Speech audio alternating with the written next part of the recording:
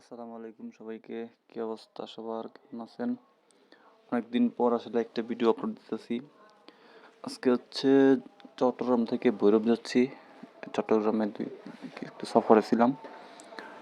এখন হচ্ছি চট্টগ্রাম স্টেশনে। এখন হচ্ছে বেলা 2:45। আর আমি হচ্ছে চেক টেক করে টিকিট কাউন্টারে দেখাই হচ্ছে ট্রেনের প্ল্যাটফর্মের দিকে আগাচ্ছি। আমার মতো অনেক যারা যাত্রী আছে, কেউ ব্যাগ ট্যাগ নিয়ে হাঁটাহাঁটি করতেছে, আমিও হাঁটতেছি। যদিও প্ল্যাটফর্মে এখনো ট্রেন আসে নাই, আমরা হাঁটে সামনে যাচ্ছি। আমি যাব হচ্ছে মহানগর গুদুলি। নতুন কোরিয়ান যে কোচ সংযোজন করছে বাংলাদেশের ওইটা। তো আগের তুলনায় মোটামুটি চট্টগ্রাম রেল স্টেশনটা পরিষ্কার পরিচ্ছন্ন এবং আছে। তো দেখতে দেখতে আমার ট্রেন চলে আসছে।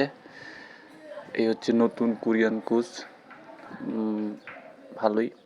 তো যাচ্ছি সিটের উদ্দেশ্যে। এটা আমার আগে থেকে টিকিট কাটা ছিল। টিকিট ছাড়া ভ্রমণ করা আসলে এটা বেআইনি। তো আমার জানলার সাইডে অর্থাৎ করিডোরে সিট নাম্বারটা ছিল, সিট পেয়ে গেছি।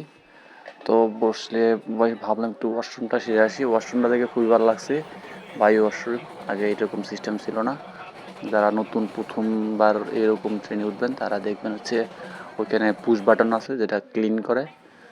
তো ট্রেন ছাড়ার সময় হয়ে গেছে, এখন হচ্ছে 3:03 জাস্ট টাইমে ছাড়ছে, জাস্ট 2-1 মিনিটেই ঠিক সেদিক হয়েছে।